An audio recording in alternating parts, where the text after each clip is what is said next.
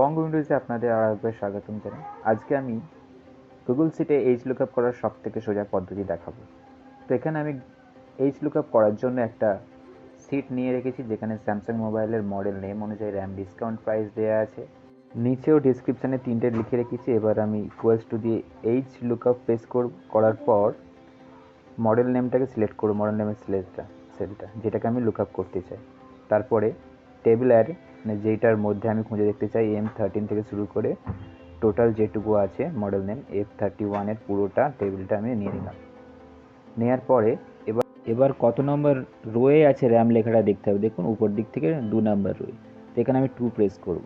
করার পর কমা দিয়ে 0 লিখে জাস্ট এন্টার প্রেস করুন। দেখুন এখানে নট অ্যাপ্লিকেবল আসছে, যেহেতু আমি মডেল নেম কিছু দেইনি তাই এখানে নট অ্যাপ্লিকেবল আসছে। মডেল নেম লেখার পরে দেখুন সঙ্গে সঙ্গেই M31 যখন লিখবো মডেল নেম, এখানে র্যামটা চলে এলো 4GB, ফর্মুলা অনুযায়ী চলে আসলো। এবার সেমই একই জিনিস ডিসকাউন্ট ও প্রাইসেও করতে হবে, তো এরকম ইনপুট করে করা যেতে পারে। এছাড়াও আমি দেখুন র্যামের যেই আমি ফর্মুলাটা ইনপুট করেছি প্রত্যেকটা ক্ষেত্রেই আমার টেবিল অ্যারে আর লুকআপ ভ্যালুটা একই আছে, তাই আমি এই দুটো সেলকে লক করে দেবো $সাইন প্রেস করে। এর সামনে $সাইন ইনপুট করলাম আর বি এর সামনেও ইনপুট করে দিলাম। করে দেওয়ার ফলে এই সেলটা কি লক হয়ে গেল। এবার আমি যখন ড্র্যাগ করে দেবো ডিসকাউন্ট আর প্রাইসে ওই লেখাটি, তো সঙ্গে সঙ্গে ওই দুটো সেল ড্র্যাগ হয়ে চলে আসবে। তাই এখানে দেখুন 6GB একই জিনিস দেখাচ্ছে।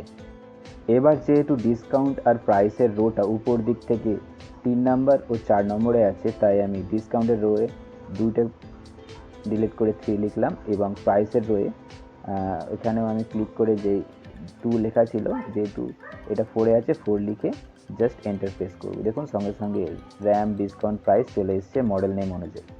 এবার আমি মডেল নেম চেঞ্জ করলে এটা অটোমেটিক্যালি চেঞ্জ হয়ে যাবে। এবার মডেল নেমটা আমি বারবার প্রেস না করে দেখুন ড্রপ ডাউন লিস্টের মধ্যে কত সহজে আমি নিয়ে আসতে পারি। মডেল নেমের সেলটা সিলেক্ট করার পর ডেটাতে যাব। ডেটাতে যাওয়ার পর এখানে যে ডেটা ভ্যালিডেশন আছে ওখানে যাওয়ার পর ক্রাইটেরিয়ায় লিস্ট ফ্রম রেঞ্জটা সিলেক্ট করব। করার পর এন্টার রেঞ্জে গিয়ে সিলেক্ট রেঞ্জটা করব। পুরো উপরের যে মডেল নেম আছে ওইগুলো সবগুলি আমি সিলেক্ট করে নেব। দেখুন পুরোটা সিলেক্ট করে নিলাম। করে নেওয়ার পর ওকে প্রেস করলাম। ওকে করার পর যখনই আপনি সেভ মারবেন অটোমেটিক ড্রপ ডাউন লিস্টে দেখবেন সেই নামগুলো চলে এসছে। দেখুন উপর থেকে একদম চলে এসছে। এবারে যেটাই সিলেক্ট করবেন অটোমেটিক্যালি তার ডেসক্রিপশনটা অটোমেটিক চলে আসবে। দেখুন F31 সিলেক্ট করা হলো। এবার F31 থেকে যখন আমি চেঞ্জ করব দেখুন সব একই চলে আসছে। এবার চেঞ্জ করব যখন আমি F31 থেকে ধরুন আমি চেঞ্জ করলাম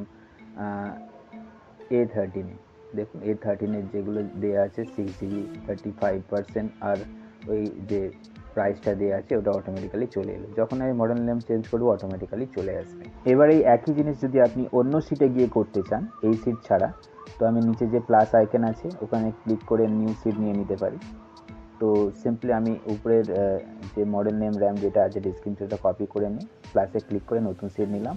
নিয়ে দেখুন এটা কপি করে নিলাম, নিয়ে সিট 2টায় গিয়ে পেস্ট করে দিলাম। উপরে পেস্ট করে দিলাম। এবার এটাকে আমি বক্স করে দিই ভালো করে হাইলাইট করার জন্য। বক্স করার জন্য এখানে ক্লিক করে এখান থেকে আমি বক্সটা নিতে পারি। নেওয়ার পর সিম্পলি আগের মতো আমি ফর্মুলা ইনপুট করব। এখানে দেখুন যেমন HLookup দিয়ে ফর্মুলা প্রেস করেছিলাম সেই একই ফর্মুলা আমি এখানে প্রেস করি। তো আমি এখানে ইকুয়ালস দিয়ে HLookup প্রেস করে ট্যাব মারলাম, অটোমেটিক্যালি চলে এলো। এসে যাওয়ার পর যেই লুকআপ ভ্যালু যেখানে মডেল নেমটা ওটা আমি সিলেক্ট করলাম। করার পর কমা দিলাম। কমা দেওয়ার পর একই রকমভাবে আবার টেবিল অ্যারেটা সিলেক্ট করবো আগের মতোই। মডেল নেম থেকে শুরু করে পুরো টেবিলটা আমি সিলেক্ট করে নিলাম। করার পর আবার কমা দেবো। কমা দেওয়ার পর মডেল নেম কত নাম্বার রয়েছিল উপর দিক থেকে আমি গুনে দেখেছিলাম। এবং মডেল নেমটা আছে সেকেন্ড রোতে, তাই আমি 2 প্রেস করব। নাম্বার 2 প্রেস করলাম। করার পর কমা দিয়ে 0 প্রেস করা দিয়ে জাস্ট এন্টার প্রেস করব। দেখুন নট অ্যাপ্লিকেবল আসছে সেই আগের মতোই, যেহেতু এখানে মডেল নেম দেওয়া নেই। আমি মডেল নেম যখনই এখানে ইনপুট করব M13 ছিল না, M13 ইনপুট করলাম। দেখুন অটোমেটিক্যালি র্যাম 4GB চলে আসলো। তো একই রকমভাবে আমি ডিসকাউন্ট প্রাইসেও ড্র্যাগ করে নিয়ে সেলগুলোকে আগে লক করে দিই। টেবিল অ্যারেটা আর লুকআপ ভ্যালুটা আমি লক করে দিলাম $সাইন প্রেস করে। দেখুন এখানে আবার সিটের আগে প্রেস করলে হবে না, যেখানে B2:I5 লেখা আছে ওটার আগে প্রেস করতে হবে $সাইনটা, ওখানে করলাম এটা সিটের ক্ষেত্রে এটা মনে রাখবেন। করার পর এন্টার প্রেস করে আবার ড্র্যাগ করে দেবো ডিসকাউন্ট আর প্রাইসের দিকে। দেখুন আবার চলে আসছে এখানে একই জিনিস, যেহেতু এখানে রোটা চেঞ্জ করা নেই আমি চেঞ্জ করে দিলাম। 3টা ছিল ডিসকাউন্টে আর 4 ছিল প্রাইসে গিয়ে 2টা আমি ডিলিট করে 4 ইনপুট করলাম। দেখুন অটোমেটিক্যালি চলে এলো, মানে আমার ফর্মুলা মেনটেন করা হয়ে গেল এক সিট থেকে অন্য সিটে।